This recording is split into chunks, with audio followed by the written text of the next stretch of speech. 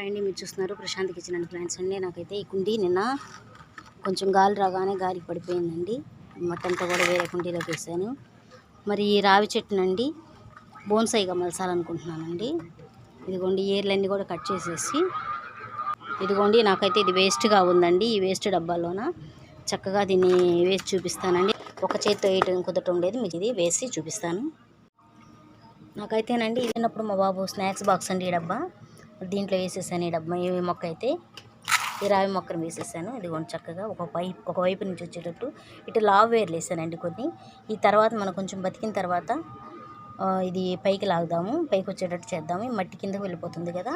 అదే రీతికి ఈ కుండీలో నుంచి అయితే ఈ మొక్క రావడం చాలా కష్టమైందండి. ఇదిగోండి వేర్లు కిందకు వచ్చేసి అసలు ఎంత ఇబ్బంది అనిపించిందో. ఇది చాలా సంవత్సరాల నుంచి దీంట్లో బాగా పెరిగిందనమాట. దానివల్లే ఇదిగోండి ఇది ఇంత లావు వచ్చేసింది అనమాట.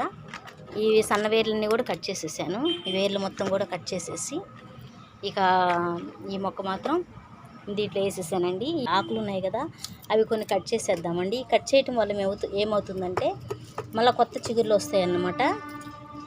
కింద మొద్దులాగా వచ్చేస్తుంది. ఇవన్నీ కూడా చక్కగా బాగా పెరుగుతాయి అన్నమాట. ఇవన్నీ కట్ చేసేసేద్దాము. బోన్సాయి మొక్కలు ఇష్టపడే వాళ్ళు అయితే తప్పకుండా ఈ మొక్కని మరి ఇష్టపడతారండి. ఎందుకంటే ఇది ఇంట్లోనే మన స్వయంగా మన చేతులతోనే ఈ కుండీలోనే పెరిగిందన్నమాట. ఆ కుండీలోనే పెరిగి మన గాలికి పడిపోయిందండి. అది మళ్ళీ నాకు వేస్ట్గా పడేయటం ఇష్టం లేక ఇలాగ బోన్సాయిగా మనం వేయాలని చెప్పేసి ఇలాగ మొత్తం కూడా కట్ చేసేసాను. మళ్ళీ చిగుర్లు వచ్చేస్తాయండి. వారం 10 రోజులకల్లా చక్కగా చిగుర్లు వచ్చేస్తాయి. మొక్క కూడా బతుకుతుందండి. అంతకుముందు 2-3 మొక్కలు కూడా వేసాను నేను. మా యొక్క వీడియో కనుక మీకు నచ్చినట్టయితే తప్పకుండా లైక్ చేసి మీ ఫ్రెండ్స్ అందరికీ షేర్ చేసి మా ఛానల్ తప్పకుండా సబ్స్క్రైబ్ చేసి చివరిగా బెల్ సింబల్ నొక్కండి. Thank you.